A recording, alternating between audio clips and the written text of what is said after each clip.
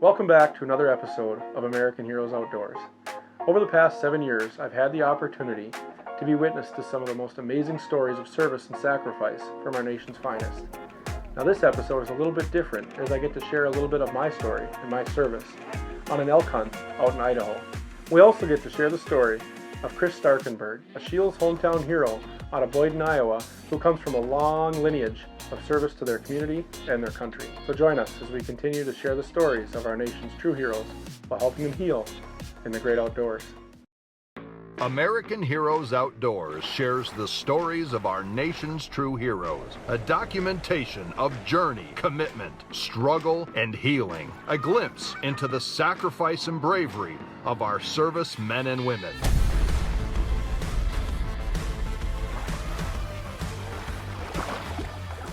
There he is, baby. There he is.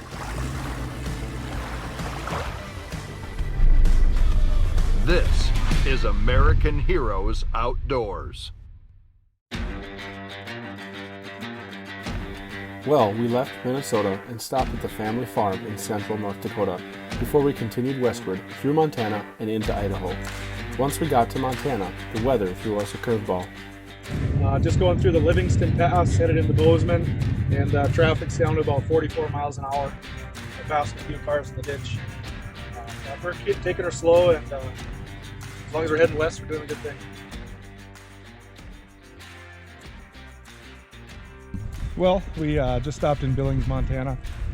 Came up from Fargo and stopped at SCHEELS there and picked up some stuff, and lo and behold, we have to pick up some more stuff. So swinging into SCHEELS here, grab our last few items, and then it's on our way. Don't be thinking this is easy. Elk hunters are nuts. Elk hunters are, but the thing is, so is Dave.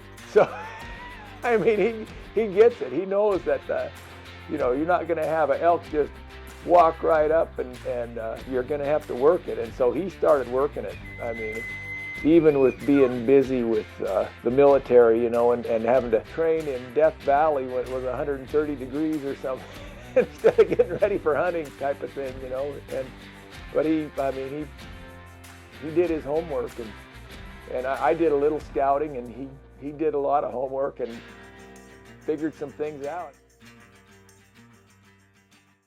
We're going up the hill, and it's Sunday morning at 6:30, and we're going to see if we can find some elk.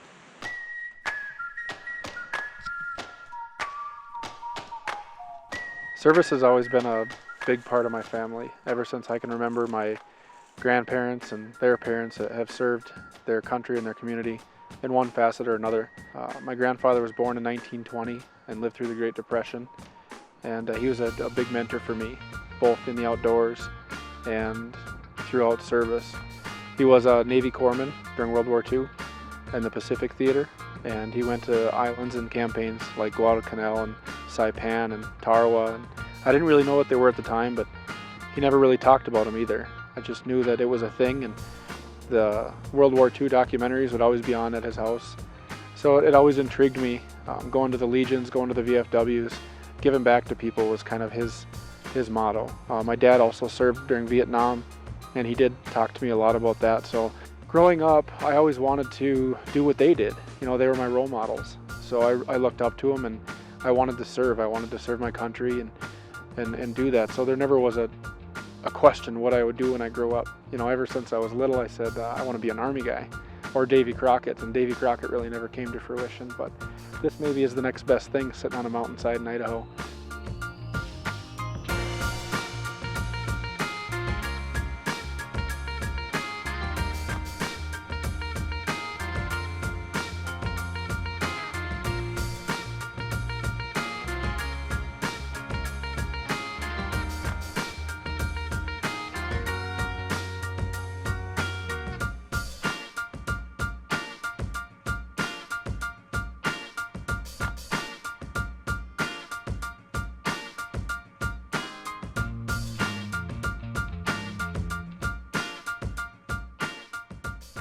But a lot of sign, no elk so far.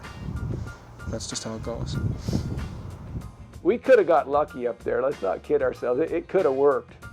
And we knew they were there, but we knew they were really hard to hunt up there. And then on the way back, we look across the valley into the wrong unit for Dave's tag, and what we saw approximately 100 elk. Just, I mean, what is that? And we thought it was an elk farm or something, but no, there's no fence. We found them. Found a herd of about 150 elk right down in the valley, probably at 2,500 feet. I don't know. We're right off the main highway, just across from our 5,000, just across from our zone. So they're sitting there right along the river. Not huntable, but it's fun to see them. At least we know what they look like.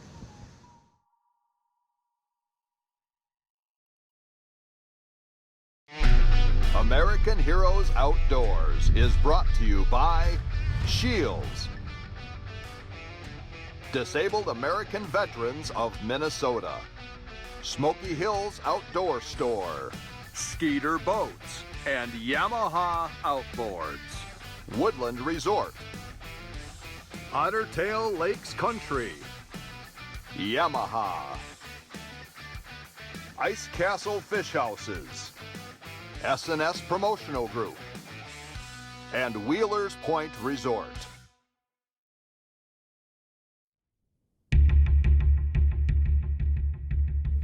After a tough day and no elk that we could hunt on day one, we decided to try another tactic for the second day.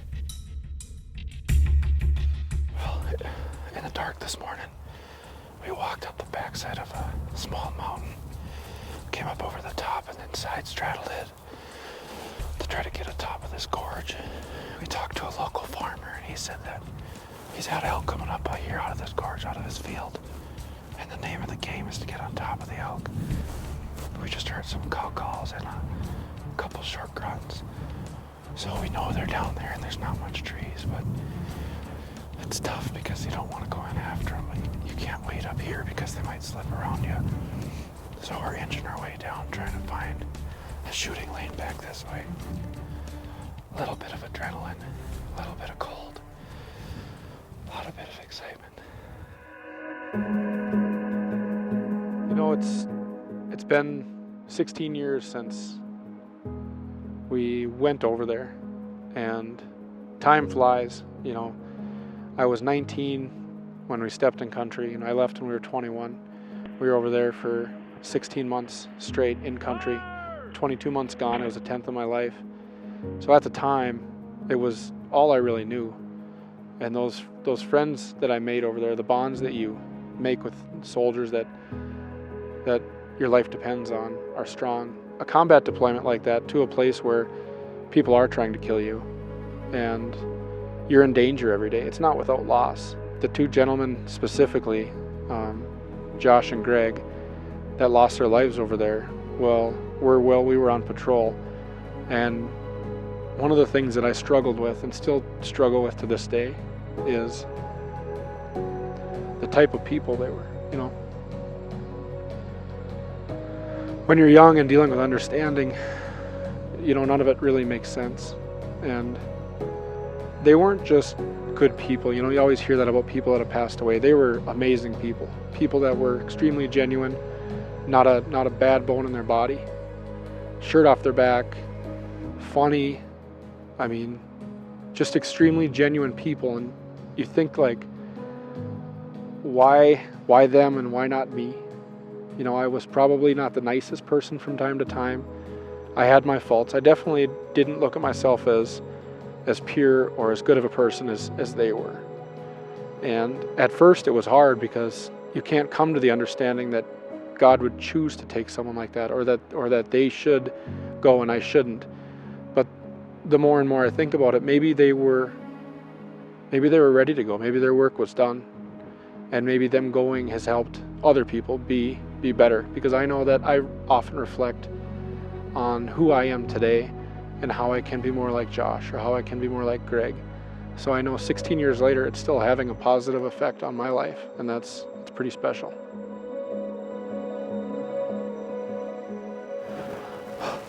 We came down like we thought we were gonna, and the elk, they came out of nowhere. I saw them first, and there was cows that were coming right towards us. They got just a little bit above us and winded us. us. Jumped out of there, about 6 cows in a spike, probably about 25 yards. So we're, I believe some of them might still be here. There's got to be a bull in there too. So we're kind of maneuvering around on this ridge. See if we can get a shot on one. We're sharing more stories on our social media pages. SCHEELS Hometown Heroes, Sunday Service Spotlight, and more. Help us share more stories of our servicemen and women. Wednesday morning, heading out to some farmland. We're going to go right above it. There's a couple springs, and it seems like elk movements have them coming off the fields in the mornings and going back up into the hills. It's about 5 o'clock, and we're all loaded up, and hopefully we have some success today. Are you getting tired? I'm a little bit tired this morning. It's I don't know if I got good sleep last night or what, but I'm excited nonetheless. All right, so we parked along one of the landowner's fields over here along his house. Went up the edge of this hill, base of this hill here, about 6,000 feet, 6,500, over to these two springs. And there's elk out in the fields right now out here. And we think they're gonna come up one of these two draws to go up into the mountain. So we're gonna sit between them on this hump here and see what we can do. So that's worth a shot. Dan, lead on. And we just get sat down and settled in, and I try to glass a little bit, and I can't see. It's so dark, I can't see. And so I start making myself comfortable, and then you guys are glassing, and you got them spotted, and Dave just like in a flash figures out, this isn't where I need to be. I need to be down there, and he just runs down to a little better vantage point.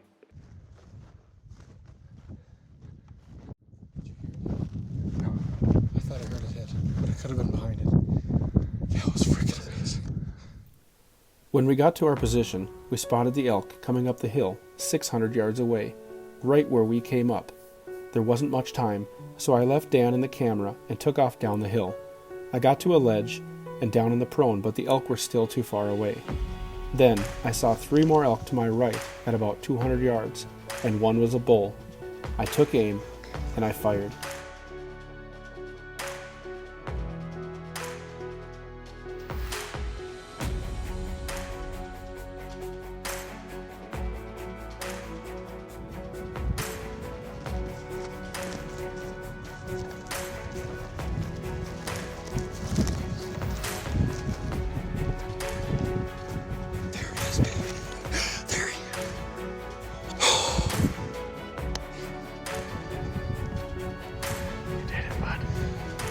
Came over the hill and I couldn't see anything.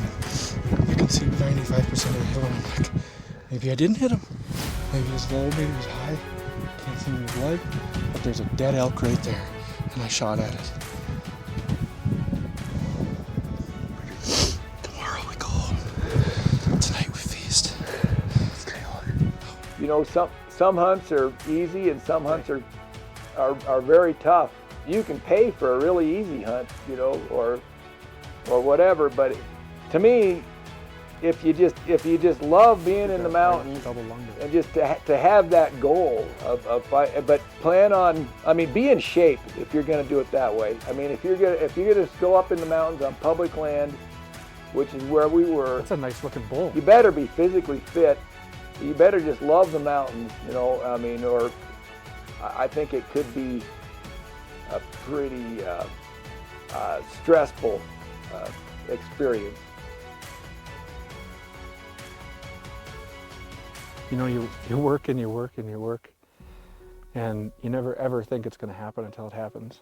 And then instantly, like when you get down here, you almost feel a regret that you killed an animal, you know, or remorse or something. And maybe it's just reverence for the life of another animal, but I feel that way about everything. I love to hunt, and I love to shoot birds, and I love everything about being in the outdoors and hunting, but it doesn't matter what it is, I always still feel that way. Like when you get down here and you're like, you know, it's something so beautiful and majestic. Well, and these guys, you follow them around and they're just amazing. I mean, the way they can travel through these mountains, and you try to follow where they go.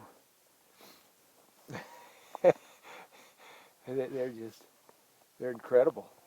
The heart. Good work, man.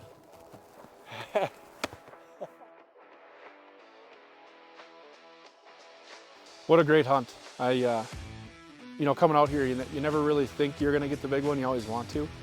And this isn't by any means a huge trophy, but for me, it's awesome. The experiences out here in the outdoors, especially hunting these guys, it's real majestic. The mountains are a lot bigger than they seem, especially walking up them. You know, 4 days of hunting, this is our 4th day. It's a pretty amazing experience. They're wonderful creatures, and having the help of Dan, having Dan out here to help out with this, just to be a part of it and to share the experiences makes it that much better. It's been an awesome time in the mountains. We're not done yet, but this definitely caps it off. It's just great to have them in the family, and I mean, you know, now that we've done this, it feels like family.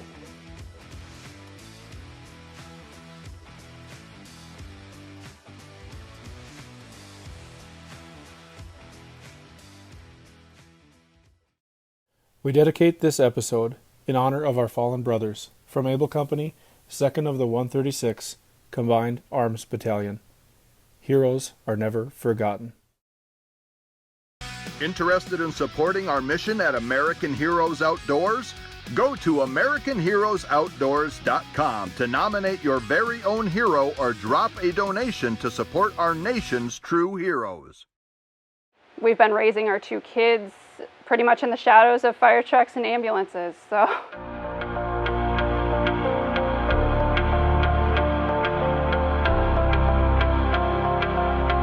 Welcome to SCHEELS Hometown Heroes. SCHEELS Hometown Heroes is a way for us to say thanks to those that serve our country and our community. And are still giving back to others today. We honor your service by sharing your stories. From all of us at SCHEELS, thank you for your service. Hi everyone, I'm Lexi Mounts from the Sioux City SCHEELS, and I'm honored to present our next SCHEELS Hometown Hero to Chris Starkenburg.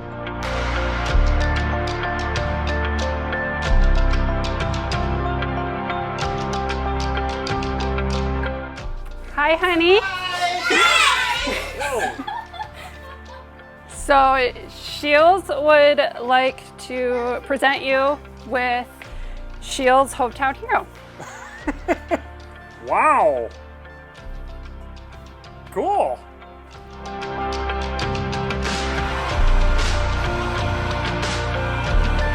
From my understanding, his dad joined the department the year he was born. So he's been around the firehouse his whole life. Years ago, my dad actually was on the fire department, and I always hung around him, always. I always helped him do your annual truck checks. I always bugged him to come uptown to the fire station, always. And it was this fire station. They had an age limit, so it was 18 years old. Once I turned 18, I filled out an application, and that happened to be the end of my junior year in high school, so my entire senior year in high school, I was actually on the fire department. As soon as he was able to, he got permission from his mom after having to get his grades up, got permission from his mom to become a firefighter. I can remember Chris's first call on the fire department. It wasn't a very nice call. It was a traumatic call. I was really worried about him. That was a pretty bad call for this department. Once he got past that, you know, your skin gets thick, you know, tougher skin, you know, you start working with that, but small town, you still know the people, and it still does bother you, but he's managed to get through a lot of those things. He's been chief here for a while now, and he does really good. He's good at taking charge. He knows his stuff. He knows what to do. People trust him. Their family is involved with the community as well. I mean, his father Les was on the department for many years. He just recently retired. the whole family. I mean, his wife is on the department. She's been on for 10 years. Well, once we started running together, it wasn't a big deal as a married couple. It's been more interesting now that we've added 2 kids to the mix. We kind of have to pause before we run out the door to see what the call is, because obviously we both can't go with our kids only being 4 and 6. So we'll pause. If it's fire related, typically Chris will run out the door being fire chief. If it's ambulance related, it kind of depends on what the call is on who gets to go. Anytime that it's female, it's pretty much I head out the door. When Chris ended up going into school as a youngster, his mom actually went back to school to become a nurse. So he kind of came in from both the medical and the fire side of things. I love helping people. When somebody's in need, I like being the guy to go help somebody. I do. Even if our pager doesn't go off, I just love helping people. Chris grew up with parents that gave to others, and his grandpa, I mean, would give the shirt off his back for anybody he's since passed. And I think it's just a matter of wanting to make our parents proud that yes, they raised us right. So we do what we can for others, because I mean, there's no greater sense of accomplishment than being able to do something for somebody that, I mean, they're not going to be able to repay you. You know, you didn't do it so much for yourself as being able to help them.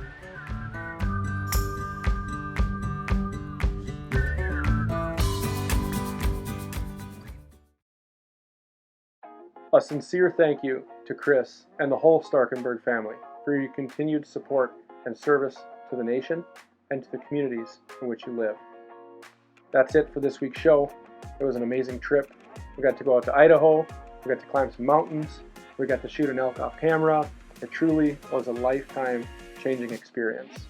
Next week, we get to head out to Lake of the Woods, the Scott St. Sauveur, to showcase the Warriors and Walleyes event, something that's been going on for many years. It's just fun to get up there. Those guys have a really, really amazing event put on. Thank you for joining American Heroes Outdoors and helping us continue our mission.